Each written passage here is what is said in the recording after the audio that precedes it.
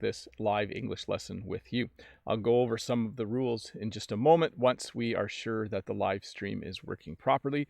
Usually it just takes a moment for me to see if the live stream is working, and then we will for sure get started. So I do want to say welcome to everyone who is in the chat. I want to say welcome to everyone who is here today.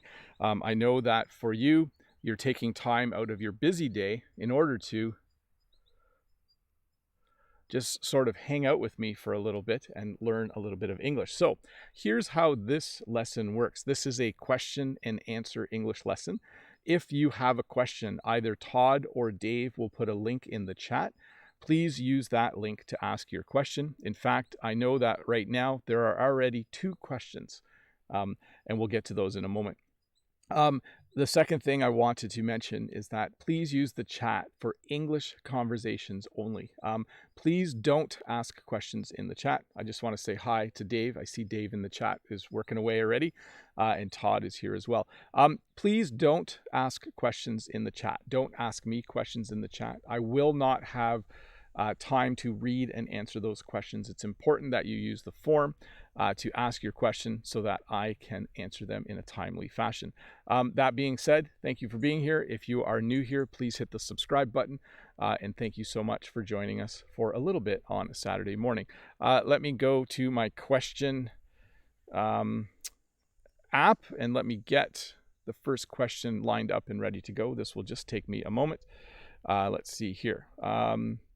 Sometimes when I click, things don't happen right away. Here is the first question from Valerie from Ukraine. Valerie says, "Hi, Bob. We have severe thunderstorms I have never seen here. What is the difference between think and consider, refer to something, and relate to something? Thanks in advance." So the difference between, first of all, thunderstorms can either be fun or scary, depends on your point of view. For me, if a thunderstorm is not destructive, if there are no high winds, I think sometimes it's beautiful to stand and watch from a safe place. But sometimes thunderstorms can be crazy.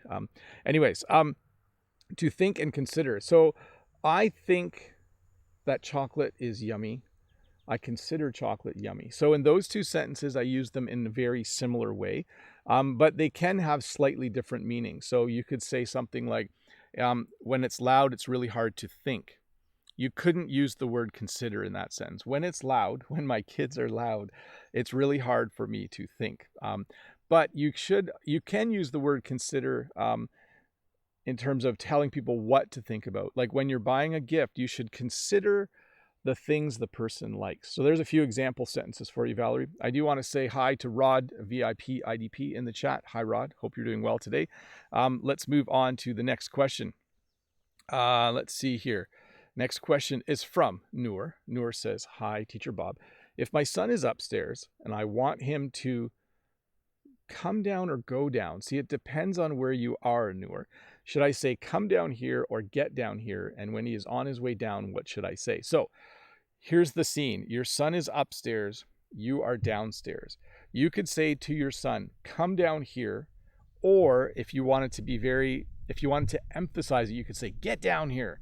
So sometimes when parents yell in English, they'll say, come down here, or they'll say, get down here. And then when he is on his way down, what should I say? I don't know. But sometimes when I tell my kids to come down from upstairs or to come over, while they're on their way, I sometimes say, hurry up, because sometimes they go a little bit slowly. Let me get to the next question here. Merv says, what are the meanings, little correction here, Merv, what are the meanings of tooling around and try something out? Could you give me an example of both? So I do not use the phrase tooling around very much. It might be a British phrase, so I'm going to skip over that. But when you try something out, it can mean that you use it a little bit before you buy it. So a good example would be a car. Sometimes you take a car on a test drive because you want to try it out. You want to kind of see what it feels like and see how it drives. Maybe your brother has some tools that you want to buy from him, and he says, hey, before you pay me, why don't you just borrow them and try them out? So when you try something out, it kind of means that you use something a little bit before you actually purchase it or buy it. Let's see here. let's see here. Taras from Ukraine. Hi, Taras. Hello, Teacher Bob. Thanks for your work. Little correction there. I should do a video sometime on job versus work. Thank you for your work. I have just one question. What were the results? A little correction there. What were the results of the giveaway contest? Because I haven't watched your lessons for a while. So 3 people won. I have had 4 lessons with them so far. Every Friday, I meet with each of them. I meet with Rodrigo. Rod, VIPidp, is in the chat. I meet with Natalia. And I meet with Rashka. So they have done 4 weeks now. With times going quickly, 2 more weeks and it will be over. That's kind of sad because they are very nice people. I am very much enjoying talking to them. So that is the update and the results from the giveaway. I might do another one next year. Let's wait and see though. Let's see here. Next question is from Jhonny, the Brazilian. Hi, Jhonny. Hi, Mr. Bob. How's it going? Could you give me example sentences of how to use these words? Grief and sorrow, are they similar? So when someone you know dies, when someone you know passes away, you experience grief and you experience sorrow. They are very much the same thing. It's a deep, deep sadness that you feel when someone you know dies. Okay, so for instance, many, many years ago, my grandmother passed away. And after that, I experienced a lot of grief. We use the word grief more often than sorrow in my part of Canada. So I had a lot of grief. You could say that I had a lot of sorrow, but it's not a word that we use as much, but they do mean the same thing. I do want to give a shout out to Brent from American English with this guy. He's in the chat right now. It was really fun this past week. Brent did a video on ice cream. I shared it on my community tab and I got to be in it. I got to show Brent some of our Canadian ice cream, which made me eat ice cream later that day. Maybe I shouldn't have helped because I think maybe I put on a pound or 2 after making that little clip for Brent. Anyways, hi Brent. Hope things are going well. Let's see here. Kismo Hi Teacher Bob. How are you? Do you believe in I'm adding a the. Do you believe in the 5-second rule for food? So the 5-second rule is this. If you have a piece of food and you drop it on the floor, apparently if you pick it up before 5 seconds go by, then no bacteria will get on the food. Do I believe in it? No. Do I sometimes drop a piece of food on the kitchen floor and pick it up and eat it? Maybe. I'm not going to confess to that one, but I guess maybe I do believe in the 5-second rule. If you drop some food on a clean floor, not outside, and you pick it up quickly, I think it's safe to eat. But I'm not a doctor. I'm not a scientist. What I believe when it comes to eating food I might not be the best person to get advice from. Next question is from T. Hi, good evening, Bob. Oh, it's evening where you are. Very cool.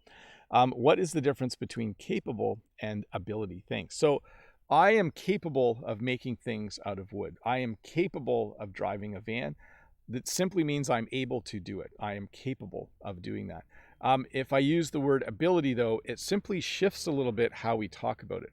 I have the ability to build things out of wood, and I have the ability to drive a van. So what you're looking at is one is describing me. I am capable. He is a capable person, an adjective.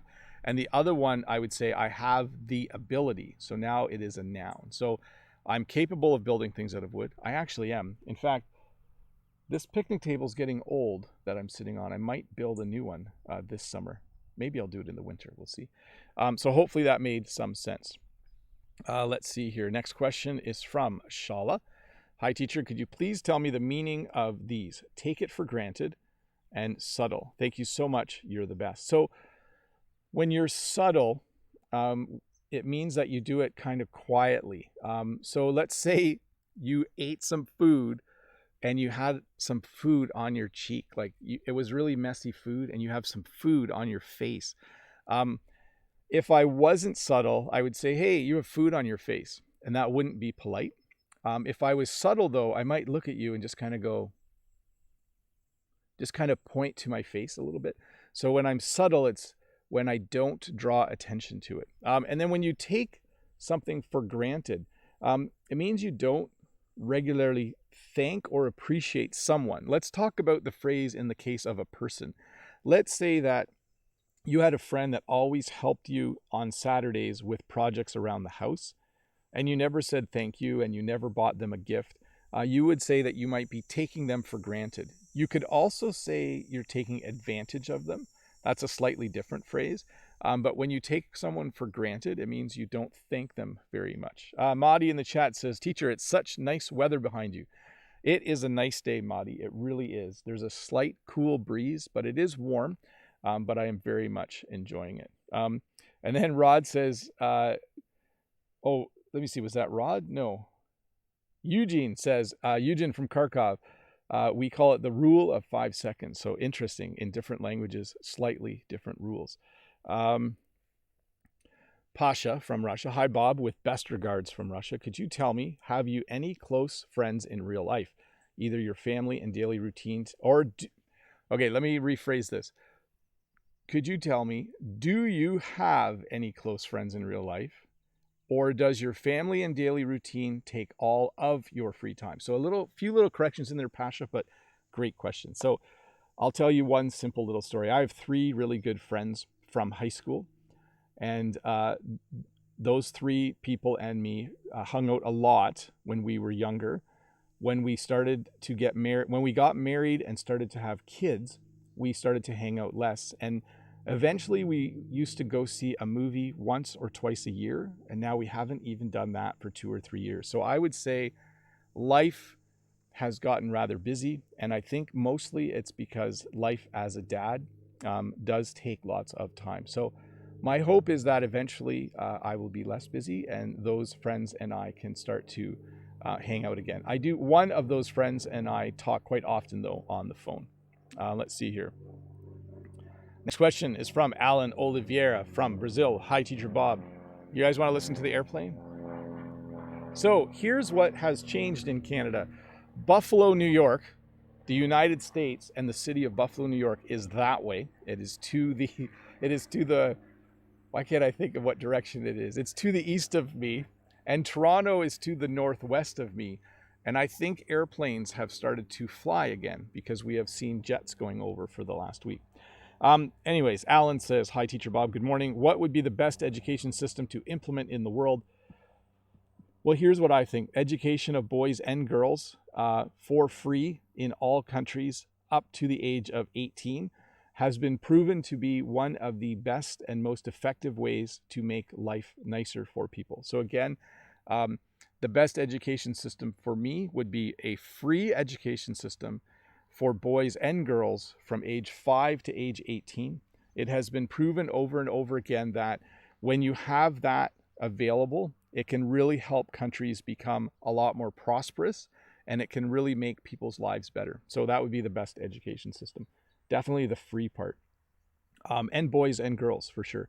And then next to that would be free college and free university, but not every country has that. We do not have free college or free university here in Canada. You have to pay for it. Let's see here. Vita, hello. Could you explain the difference between to adjust and to conform? Have you ever participated in any volunteer programs? So there is a place close to us that takes food and it dries the food. It takes leftover food, vegetables primarily, and it dries the food. And that food is sent to other countries that need food, especially when there are natural disasters. So I have worked there. And the difference between to adjust and to conform. Let me see. When there is a new law, I have to adjust to the new law. So right now, there's a new law that you have to wear a mask in my part of Ontario, Canada. So I need to adjust to that law by buying masks. I need to change my behavior. I need to make sure I take a mask when I go out in public. That is me. I'm learning to adjust to the new law. To conform to the new law simply means to obey it. That means that when I go into a store, I make sure my mask is on. So I guess to adjust to a new law is kind of to get ready for it and to be prepared to obey the law. And then when you conform to the new law, it means you actually do obey it. So slightly different meaning. I hope it made some sense for you. Hey, I'm just going to pause for a minute and say, if you are not a subscriber, you should click this button right here. There's a button. My microphone's always in the way now. If you are a member, thank you. If you are liking this video, click thumbs up. And if you have a question, please ask it using the form. Usually about 15 or 20 minutes into the live stream, people do come and they start to ask questions in the chat. Please don't do that. Please use the form. It just works better for everybody. And that being said, let's get to the next question. Let's see here.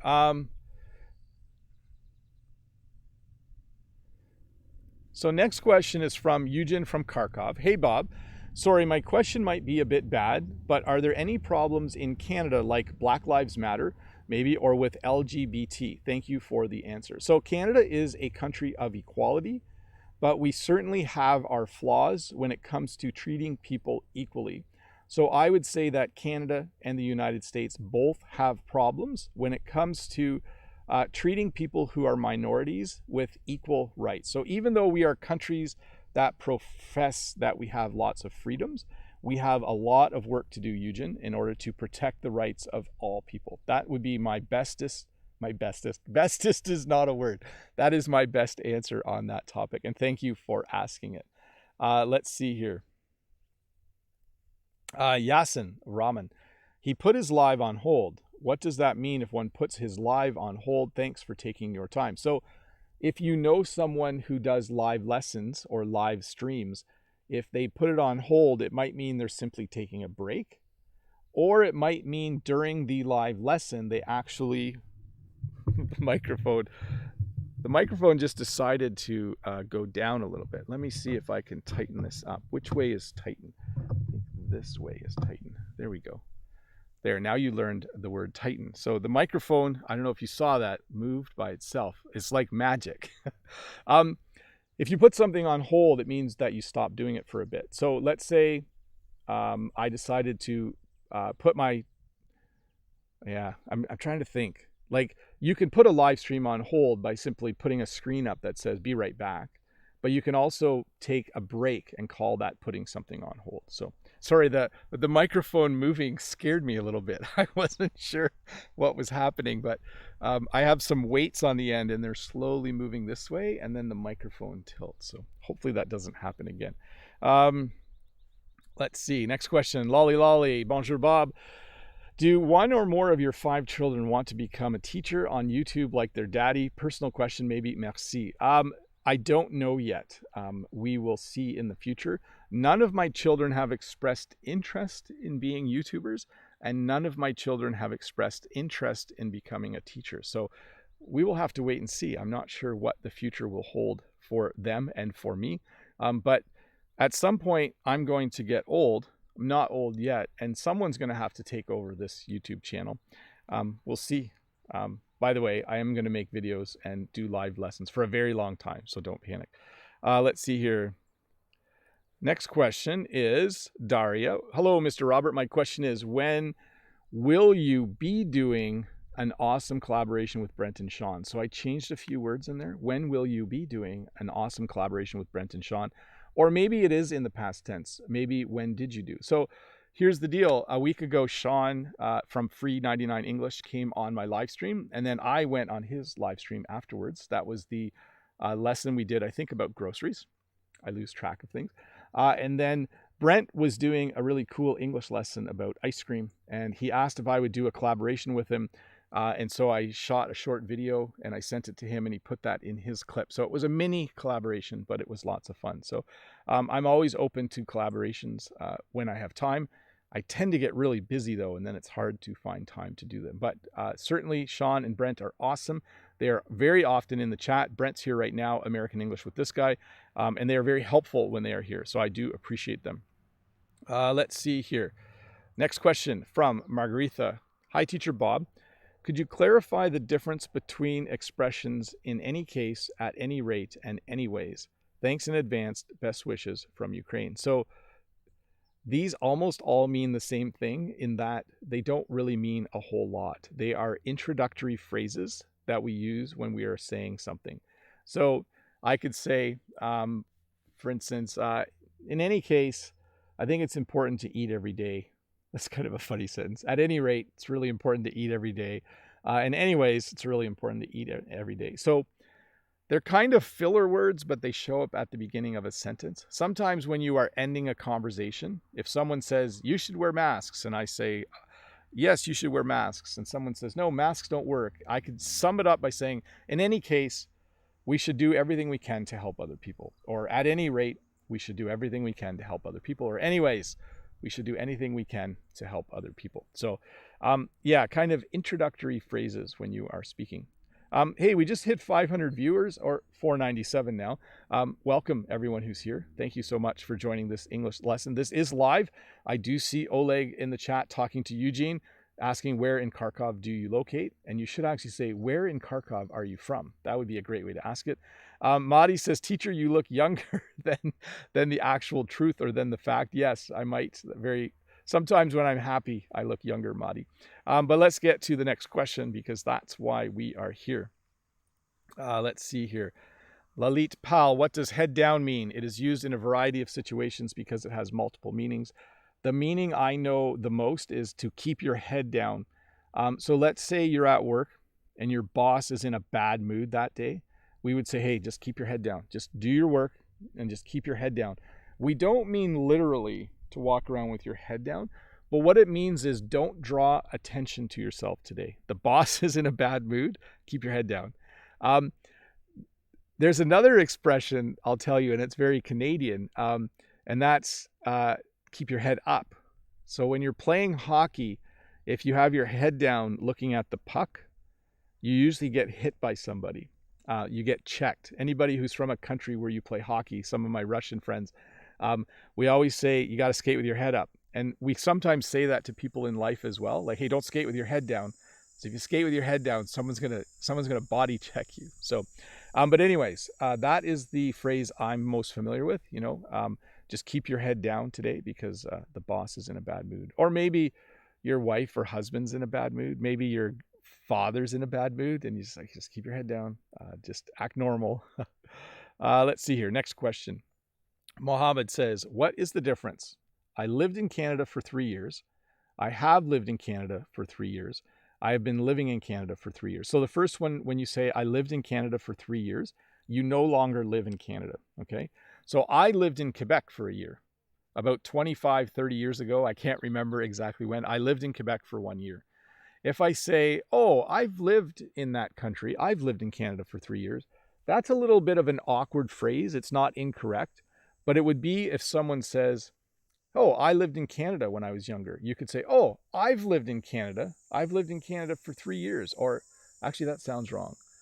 You would just say, I lived in Canada. So I take that back. Don't say I have lived in Canada. Avoid the middle sentence. It has a bit of awkwardness to it, and I'm not sure why. And then if you say, I have been living in Canada for 3 years, it means you're still living in Canada. It means that 3 years ago, you started living in Canada, and now you are still living in Canada. So slightly different meanings. Avoid the middle sentence. It has a bit of, it's not incorrect, but it has a bit of an awkward sound when I say it out loud. Let's see here. Next question. Nathan GR. Hi, Nathan. I want to say Athanasio, but I don't know if I'm saying it right. Hi, Nathan GR. How are you today? We say, I paused the video at 12 minutes and 30 seconds. I don't remember the preposition, thank you. So if I'm watching a video and I say, oh, I was watching the video and I paused it at 10 minutes, I paused it at 12 minutes, we would definitely use at for sure. I paused it at, and here, let me just say your sentence. I would say, I paused it at 12 minutes and 30 seconds, or I paused it at the 12 minute and 30 second mark. That might be very Canadian to say it that way. But definitely just saying I paused it at 12 minutes and 30 seconds is totally acceptable for sure. Let's see here. Renata Kobata. Hello, Bob. Could you please explain the difference between wing and ward in an institution? My question is a tad weird. I know. Thank you, Bob. So when you're in a hospital, they might have a wing dedicated for people with cancer. So that would mean that that wing of the hospital, that area of the hospital, the doctors, the nurses, the doctors' offices, everything in that area we would refer to as the wing of the hospital. A ward, if they have a section of the hospital where the cancer patients are, that specific section we in Canada would call a ward. We would say it's the cancer ward, okay? So they are almost interchangeable to some degree. You will not sound weird if you use one the wrong way, but my understanding would be the cancer wing would have doctors and scientists and patients and nurses. Everything to do with cancer would be in that wing of the hospital. But the ward itself would be where the patients are who are being treated with cancer. And it might be slightly different in different parts of the world. Let's see here. Mohammed Saad Hi Mr. Bob, how are you? I'm good, Mohammed. Thank you for asking. How to prepare for TOEFL test, please. So I'm going to give you a better way to ask that. How should I prepare for the TOEFL test? Or could you please tell me how should I prepare for the TOEFL test? And how to learn, not grab, how to learn vocabulary for that test. Thank you. Be safe. So my biggest recommendation for people who are going to be taking an English test. My English is pretty bad. You should stop watching. I made a mistake. I'm just joking. My biggest recommendation is that if you can go on Amazon.ca, if that's available in your country, or another online store, and find a test prep kit or a test prep package that you can buy.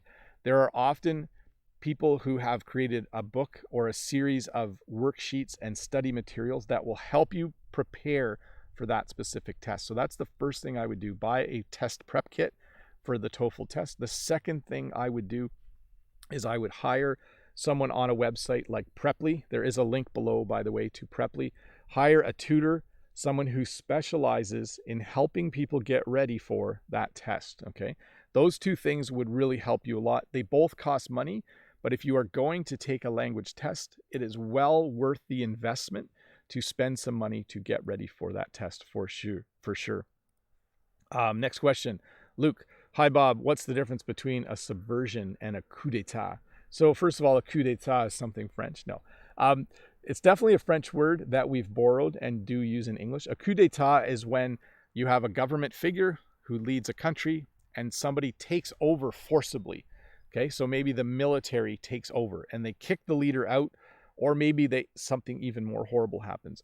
Subversion is when you do something to make something not go well, but very quietly. So if you're subversive, if you do something that you would consider subversive, we would say it is subversion. So it would be something like, let me see here, like putting a small hole. Let's say you work for a boss that you don't like and you have lots of boats. You work for a boat company. If you were to do something that we would call subversion, and you wanted the company to do badly, you would put little holes in the boat and no one would know where these little holes were coming from. So I think it's to secretly undermine the authority of someone. So let's see here. Hi, Teacher Bob. Please pronounce really and rarely. They sound similar to me. So really. Sorry, that's just an expression in English. Yes. So I really like making YouTube videos. I really like doing these live streams. I really like taking naps. I really like pizza. So there was a whole bunch of examples of how to pronounce really. I rarely go boating. I rarely go to restaurants right now. I rarely go because they're just starting to open again. So there's a few examples for you. You'll have to excuse me here. I'm just going to scratch my head a little bit. I think some kind of bug landed on me from above. I didn't realize this, but someone mentioned to me that some of you find it entertaining when things land on me because it just means I'm out in nature. Next question. Rod, VIPidp. Hello, Mr. Bob. What's the meaning of the word charter? Thank you so much. So two meanings come to mind initially, Rodrigo. The first is a charter can be a legal written agreement, usually something the government would create. So there's the Charter of Rights. So it's simply this, legal list of the rights of all people. So you have a charter. So it's just a list of things that are being declared.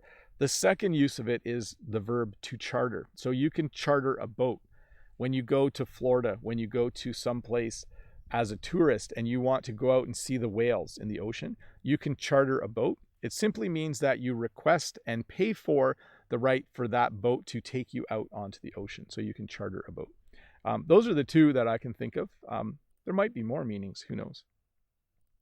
This is a good one. Salmon Fillets says, could you please explain the term helicopter parenting? Thank you. So this is a relatively new term, just in the last 5 or 10 years. A helicopter parent is a parent who is, let's say you have a teenager who is 17 years old and they want a job. If they want a job, they could go and get a job by themselves. But if one of their parents goes and instead of the teenager going in and asking for a job, the parent goes in. And if the teenager does something wrong at work, the parent shows up to talk to the boss. And if the teenager, who is maybe even 17 or 18, almost an adult, does something bad at school, the parent is always there. It's like the parent is hovering behind them. So a helicopter takes off and it can hover. So we use the term helicopter parent for a parent that is overly involved in their child's life, especially in their late teens. That would be a helicopter parent. Always asking the teacher questions, always emailing the teacher, etc., etc. Next question is from Andre Padron. Sorry, I'm clicking too many things here. Clicking all the wrong things right now. Andre says, good morning, Teacher Bob. If I want to ask about the price of a book, how can I say it? How much for this book? It's the first one. I would say, how much is this book? How much for this book? How much does this book cost? How much for this book? Yeah. The second one, you could say, what is the price of this book? Maybe you have a little typo there. You probably meant that. What's the price of this book? That's correct, but it sounds really formal. I would just say, oh, excuse me, how much is this book? Hey, I'm interested in buying this, but how much is this? How much is this book? How much does this book cost? Those would be all of your different ways of asking it. Folks, we are at the point in the live stream where I am going to turn the chat to members only. So a couple of things as I do that. First of all, thank you so much to all of you who are members. I see in the chat someone saying you must be annoyed by helicopter parents. A little bit, sometimes. No comment. That's something we say in English when we don't want to comment on something. But anyways, we are in members only chat mode right now. Members who have supported me by clicking the join button below are free to ask questions in the chat. And if you're wondering what members are people who support me. When you support me, you can participate in the members only part of the live stream. You get a few other perks like an extra video on Wednesdays. And a few other little things here and there, complete transcripts of the Tuesday video, a practice listening activity for the Tuesday video, bunch of stuff if you are a member. So thank you. And Toshi, welcome. Thank you so much for becoming a member. I am going to continue on with the normal questions as well. We have about a half an hour left, so you don't need to leave. But I will answer questions straight from there. Samuel Chan, hi dear Bob. Could you share your opinion on bilingual education? Do you raise your kids bilingual? Thanks. So first of all, no, I do not speak French in the home. Our kids are not being raised bilingually, bilingually. I think that's a word. Don't use that in public until you look it up. But we do have a lot of French immersion schools in Ontario, and some parents choose to send their English-speaking parents, and they choose to send their English-speaking children to a French immersion school. So those children speak English in their home. As a family, they speak English, but during their 6 or 7 hour school day, they speak French. So it's very popular here, actually. So my kids know, but many parents in Canada do that. Nate Indy, hi Nate Indy. Let's see here. Bob, how are you? When and how can we use the present subjunctive? So I'm gonna skip any extremely formal grammar questions because generally without actually reviewing the rules, I usually say something wrong, Nate Indy. So save that question. Maybe find a video that explains it well, and maybe I'll do a video someday on that. But I usually skip grammar questions because I want this to be something where 99% of what I say is correct, if not everything. And when I try to teach grammar, we say off the cuff. I usually make mistakes, so sorry about that. Let's see here. Brent says, I love the member emojis. Thanks, Brent. Let's see here. And then how can I use ing with nouns or substantives? So ing, it's another grammar question. What I'll tell you is the present continuous as a verb form is very much used in English, okay? We rarely use the normal present tense. We usually, if I have a sandwich, I don't say, I right now I eat this sandwich. We don't say that. It's correct, but we say right now I am eating this sandwich. Right now I am doing a live stream. Right now I am watching the cat over there, hoping it doesn't come, but if it does come, people usually enjoy it. Brent says, we also have a French immersion school in my state. Very cool, Brent. Sam says, hi, Teacher Bob. If you had a time machine, what would you do with the time machine?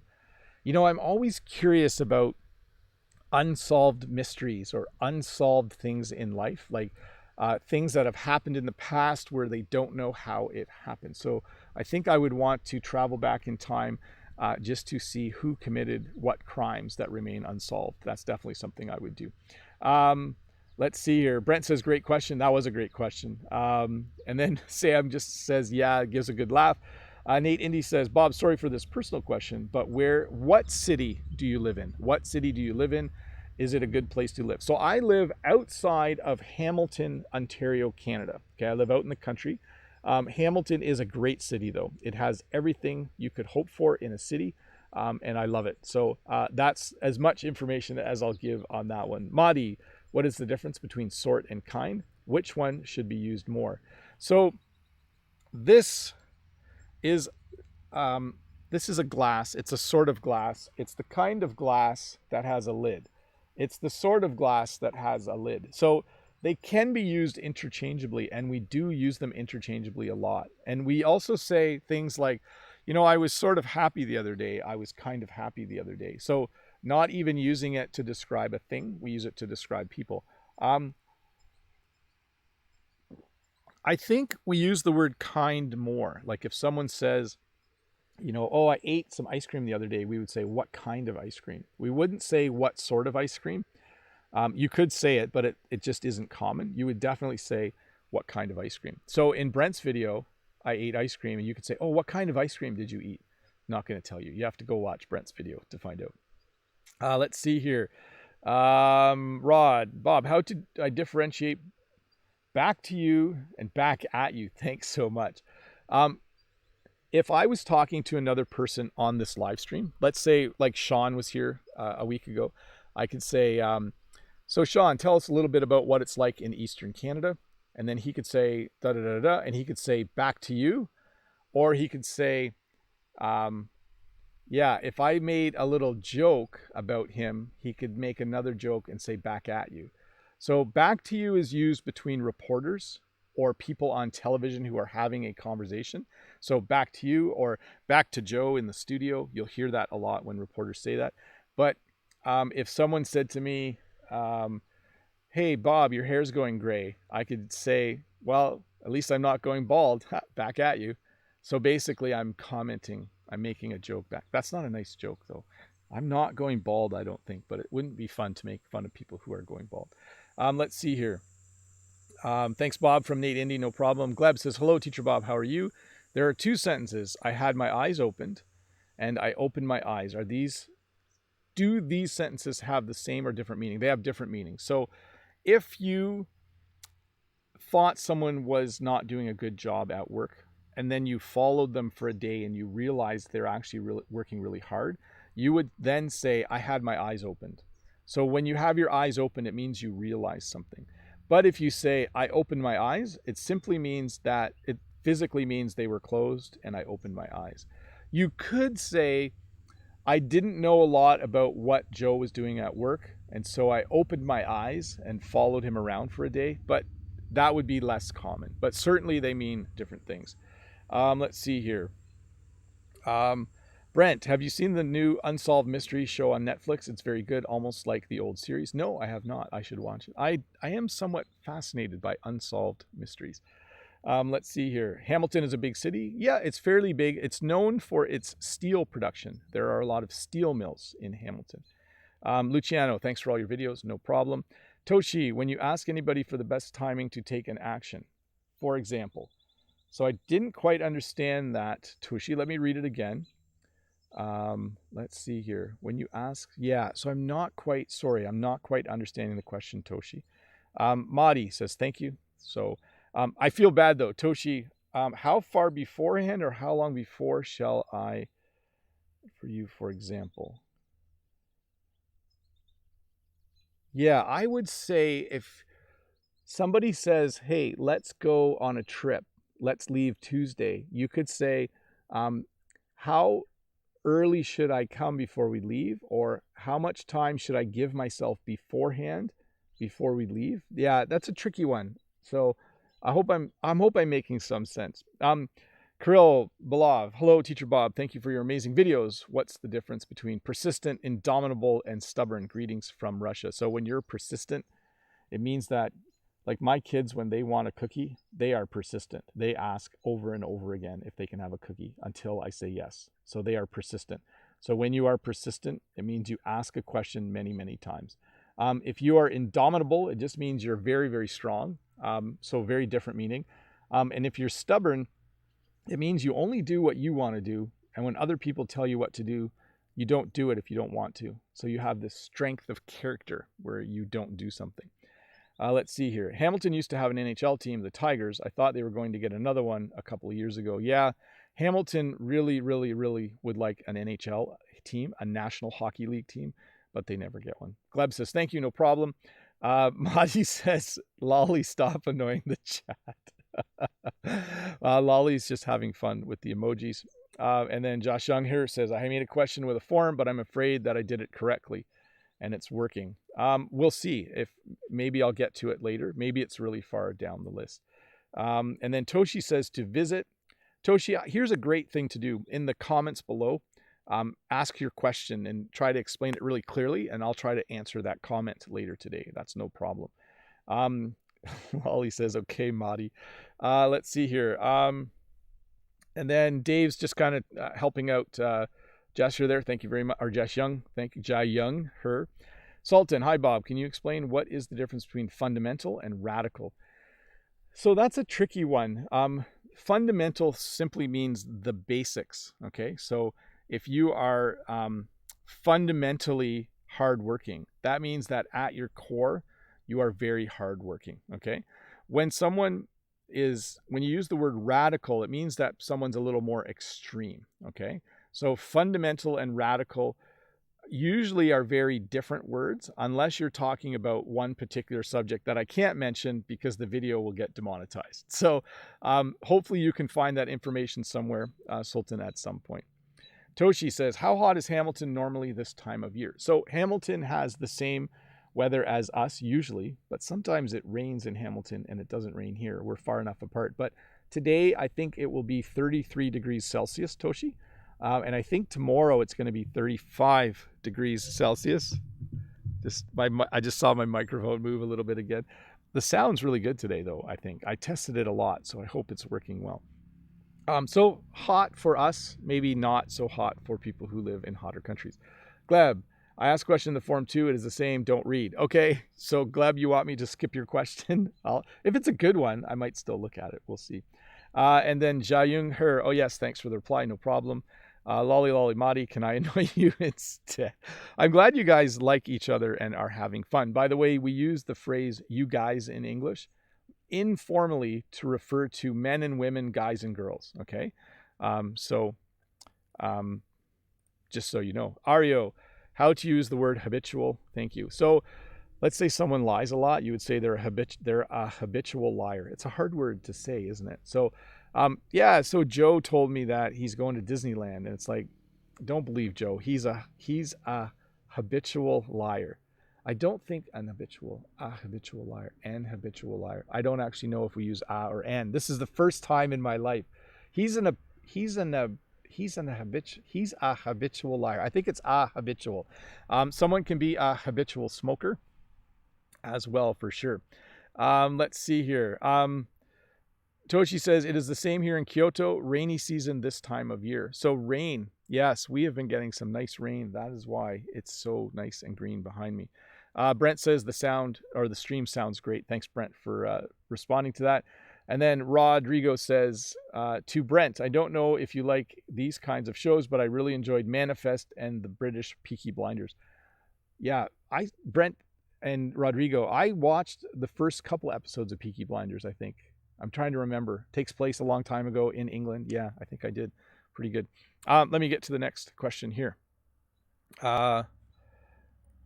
Natalia, how to respond politely to a rude gesture. For example, if someone pushes you, if someone pushes, is it okay to say, look where you are going? It depends where you are. I think that if you are in a big city and you are in the subway and you get pushed a little bit, that's just normal. I don't think I would say anything. If I, as a teacher, was walking down the hallway and a student pushed me, I would say, hey, look where you're going, or hey, watch out, or hey, that's not I don't know what I would say. I've never been pushed by a student, but I might say, hey, look where you're going, or I might say, hey, slow down a little bit. So it does really depend. To say it to a stranger, I don't think I would say it to a stranger because they might get really annoyed with you. I don't know. It's a tricky one. Generally, if I get pushed a little bit in the subway, sometimes I give someone a dirty look. I went over that phrase on my other channel last week, I think. Let's see here. Samuel Chen, wow, temperature in summer is quite high in your area compared with the cold winter. Very distinct 4 seasons. Yes. So people have asked me before, if you could live anywhere in the world, where would you live if I couldn't live in Canada? And my response is always, I would want to live somewhere where they have 4 distinct seasons. I really like spring, hot summer, cool fall, and winter. So anywhere in the world with a similar climate and similar weather would be good for me. Madi says, okay, but I think the teacher will block us. I won't block you. Well, it depends how out of hand things get, Madi. And then let me get to the next question here. Okay, I'm going to skip Gleb's. I see your question now, Gleb, so I'm going to skip that. It is the same question that we had earlier. Let's see here. And then Irina. Hi, Bob. What? So I'm going to fix the question, Irina. What does this line from the song mean? You don't got to celebrate it. Thank you. So let's say something bad happened to you and your friend is like, woohoo, that's awesome. You could say you don't got to celebrate it. A great example would be, let's say 2 people are dating and they break up and your friend is sad because she broke up with her boyfriend. Maybe you didn't like the boyfriend. You could just say, woo, that's awesome because now we can hang out more. Your friend might say, hey, you don't got to celebrate it. I'm actually feeling sad about this right now. So that would be an example of when you could use that line. Let me see here. Next question is a pronunciation question from Uliam. Firstly, thank you for the lessons. You're very welcome. I do really, really enjoy making them. It's been 3.5 years and I still really enjoy making them. So let's hope that continues. They are phenomenal. I love that word. They are phenomenal. That means that Uliam thinks my lessons are amazing, awesome, etc., etc. Phenomenal. Great word. Could you give any tips how to pronounce fill and feel? So when your car needs gas, you need to fill your car. When you are sick, you feel bad. Okay, you don't feel well. So just a slight difference. Okay, when a pail is empty, you fill the pail with water. When you don't feel very good, well, then you use the word feel. So I think I just used it to define itself. Let me get to the next question, folks. Next question is from Chico. What is the difference? Can't take something and can't stand something. Yeah, so they are the same. Like if I say, well, it depends. I can't stand ice cream with raisins in it. And I can't take bad behavior from students. I just can't take it. Yeah, so they're slightly different. I've just used one to refer to a thing. You know, I can't stand ice cream with raisins. They make one kind of ice cream and it has raisins in it. I don't like it. So I can't stand it. And then when someone is behaving badly, you would say, I can't take it anymore. So there's 2 different examples. Shift something and move something. If you have something in your house and you move it a little bit, like let's say there's a dresser or a couch or a piece of furniture, you might shift it to the left or shift it to the right. I could shift my camera. I'm not going to, but I could shift it. So a slight movement of something would be a shift. And then move in general is just to move it. Like I can move this glass over here. I can move this glass over here. So shift is just a very small movement, I would say. Folks, let me go just for one moment and give me a sec here. I'm going to go and turn members only chat off. Thank you again to everyone who is a member of my channel. I do really appreciate it. You guys are awesome. You guys helped me with this microphone and this light and this camera, and it helped me figure out how to put questions on the screen, and everything that you do as members helps make the lessons better for everybody. So big thank you to people who are members, people who have clicked that join button. Let's get to the next question though. Next question is from Ilian Santos. Hi Bob, hope you are doing well. I am. Could you please tell me if this sentence is correct? She would have applied for the job if she lived anywhere near Paris. It is correct, except anywhere has a few more letters in it. A-N-Y-W-H-E-R-E. So let me read this sentence again. It is correct, except for a small misspelling. She would have applied for the job if she lived anywhere near Paris. So that is a great sentence. So using the conditional, someone was interested in a job. Thank you to whoever just became a member. That's awesome of you. Unfortunately, I'm not sure what your name is. If you want to tell me how to pronounce your name in the chat, that would be awesome. But thank you for becoming a member. So again, great sentence. So someone is thinking about a job, but they only would apply for it if they were close to that city. So that you would say she would have applied for the job if she lived anywhere near Paris. To flip it to the first person, I would have applied for the job if I had lived anywhere near Paris, or if I lived near Paris. Yeah, you can do both. So let me give you this. She would have applied for the job if she had lived anywhere near Paris is also correct. Okay. The first version, the version you're giving, might be considered a little bit informal, but it is something you will regularly hear in English. Let's see here. Next question from James Moon from South Korea. Hi, James. Hello, Bob. Do you have any plans? I'm going to add an S there. Do you have any plans to make a video with your kids? If they don't mind it, please show us between a father and kids. Oh, please show us a conversation between a father and his kids. Thank you. So a few corrections there. Hopefully you guys heard that. I'm just letting my kids decide when and if they want to be in videos, and currently they don't, so that's fine with me. And plus, I think it really is their choice. So I know that that would make a really good lesson. I'll see if I can think, James, I'll see if I can think of a very creative way to do that at some point, because maybe I can do it without them being on screen somehow. Next question from Amitabh. Hi Teacher Bob, could you please explain the difference between borrow and lend? So let's say you don't have a car and your brother has a car. You could borrow the car from your brother. Okay, so let's get this straight. Your brother owns a car, you don't have a car, and you need to go somewhere. You could say to your brother, can I borrow your car? And then your brother could say, sure, you can borrow my car. Later that day, your brother is talking to your mom, and your brother says, oh, I lent my car. Sorry, I'm using past tense there. But he could say, oh, sometimes I lend my car to my brother. So the person who doesn't have something is the borrower. So I'm going to borrow some tools from my brother. My brother who has the tools could then lend me the tools. So it's simply the two parts of it. The borrower borrows and doesn't have what they need. The lender lends and they have stuff to give away. Hey, I do want to say hi to all 588 people watching, and just remind people that there's a little red subscribe button here usually. You can click that if you want, and you will get notifications when I put out a new video from time to time. Let's see here.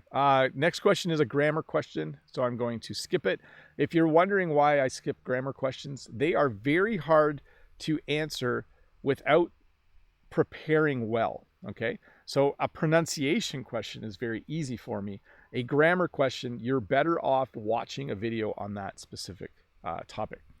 And then just general questions are a lot easier to answer. So sorry, I do skip grammar questions sometimes. Jade, hi Teacher Bob, a very simple question. Simple, not simply, a very simple question. What does it mean, folks? So folks is a generic term for referring to a group of people. Generally, the word folks is used by people around my age. So I might say to my students, okay, folks, open your textbooks to page 20. Okay, folks, we are going to watch a movie today. Yay, the whole class cheers. So when I refer to my students, I sometimes call them folks. younger people don't use the word folks. People my age use it. There's another meaning though for folks. So we sometimes visit Jen's folks. That means we sometimes visit Jen's parents. So you can use the word folks to refer to someone's parents. I'm not sure if every part of the English speaking world does that. Brent, maybe you could let us know in the chat. Do you refer to your parents as your folks? Because that's what I would say. Like, oh, yeah, I'm gonna stop in at my folks' place today, and I'm gonna say hi to my mom. So that's something that we do say in English for the word folks. But it is kind of a funny word. I'm not sure I've ever heard my kids use the word folks. So, like, okay, folks, you'll hear me say it in the videos. I'll say, okay, folks, we got 5 minutes left. And that means I'm referring to all of you. Let's see here. So Ruslan, good day, Teacher Bob. No questions this time. There's an extra W in there. I'm just going to ignore it. No questions this time. I just want to thank you for the great lessons. Watching them always brings the best mood. You're a very kind person. Thanks, Ruslan. I'm glad I can cheer you up a bit, and it does cheer me up to see so many people here watching as well. So thank you for being here. Let's see here. Haley says, next question from Haley. Hi, Bob. I'm a little bit confused. Which sentence is correct? If I would be tan, I would look like this. Or if I was tan, I would look like this. The second one is correct. If I was tan, I would look like this. So at the end of the summer, because I have fair skin, I generally start to get a little darker. And I have a tan at the end of the summer. If it was winter and I had a picture of myself from the summer, I could say, oh, if I was tan, I would look like this. And then I could show you the picture of me in the summer. You can probably see that I've spent some time in the sun. You can definitely tell when I do this because I have tan lines. So you can see that this is darker than here. And then I certainly have them. It's hard to see. I was going to show you that I have a redneck right now. But yes, definitely. That's how you would talk about being tan. Let's see here. Ooh, this is a tricky one. Singe from Copenhagen. Hello, Bob. What would you tell me if this sentence is clear? This message. Yes, but you used the word method twice. So let me read it. This method requires that relevant data should be available to carry out your analysis using this method. Here's what I would say. To carry out your analysis using this method, relevant data should be available. That would be a great way to say it. To carry out your analysis using this method, relevant data should be available. That's tricky. Are you writing a scientific paper or something? I wonder. Singe. Let's see here. Katerina. Hello, Bob. What are the main superstitions in Canada? I think we don't take superstitions too seriously. But certainly some people don't like the number 13. Let's see here. In professional sports, sometimes a professional athlete will do the same routine before every game. They'll eat the same meal. They'll sleep in the same spot. Even when a batter in a Major League Baseball game goes up to bat, sometimes they'll tap the bat against one shoe 3 times, and then they'll do the same routine. That would be a superstition. I've seen a number of professional athletes who do that. And then knock on wood. Sometimes when we say, oh, I hope I win the lottery, knock on wood. When we say something that we want to be true, we might say knock on wood and then actually knock on wood. And I did that phrase in another lesson, and many people around the world said they have very similar phrases to that. Let's see here. Guns, another way to say muscles. Sun's out, guns out. So this is going to make you laugh, but the phrase sun's out, guns out refers to, so we sometimes refer to when you pose with your arm like this. These are your guns. If you have muscles that are visible, we call them guns. So Brent's joking about sometimes in North America, guys, particularly young guys, will be like sun's out, guns out, which means they're wearing short sleeve shirts or you can see the muscles in their arms. So yes, Brent, that made me laugh to see that in the chat. Sun's out, guns out. Let's see. Oh, did I just get demonetized, Brent? Probably. We'll see how that goes. Bernadette from Belgium says, hello, Bob. What is the difference between a seller and a salesman? Thank you for your answer. So So a seller is anyone who is selling something. If I buy a car, I could say, well, the seller wants $10,000. It could just be my neighbor. He's the person who is selling that. A salesman, though, is a person who is paid to sell something. So when I go to the car dealership, I will probably talk to a salesperson. We don't use the word salesman as much anymore because we want our terms to be gender neutral. So instead of salesman or saleswoman, we generally say salesperson. My cousin actually is a salesperson at a car dealership. So a seller is just anyone who sells something. So a salesman can also be a seller, but a seller, let me see, just ignore what I just said. Yeah, they're very similar. I would say that seller is a very general term. So a person who is selling something, we would call them a seller. Let's do one more question. English Arts Academy. Hi, English Arts Academy. Karis, I believe, correct? Have you ever been to the UK? If not, would you like to? Yes, I would love to go to the UK, although it's not number one on my list. As many of you know, the number one place on my list is France because I have been studying French forever. I have been to the province of Quebec many times, but I have not been to France, except I was at the airport once on a flight, landed, and then I waited in the airport. I did go outside the airport and looked around, and then I flew on to South Africa. So that's the only time I've been there. Anyways, I believe your name is Karis, though, English Arts Academy. I remember you sent me an email a week or two ago. So good to see you here as well. That's it, folks. This is the end of the lesson. Let me just do one thing here. I just want to clear the question for a sec, and I'll put up this on the screen. There we go. Anyways, thanks to Dave and Todd for helping moderate the chat.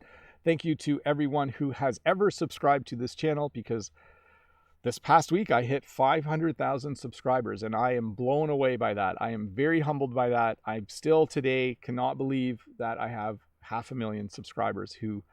That's a lot of people who clicked the red button because they like the videos I was making. So thank you very, very much.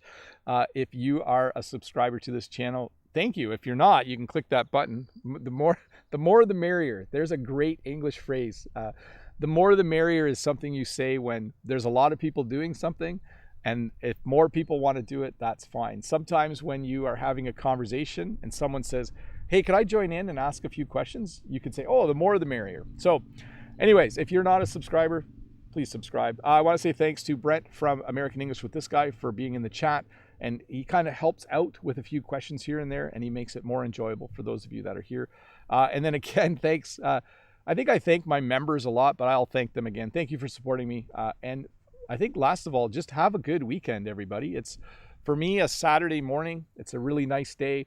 I do have some work to do on the farm, but I'm going to enjoy the rest of my day as much as I can. Anyways, thanks for being here. I'm going to click the button that ends the stream. Oh, one last thing.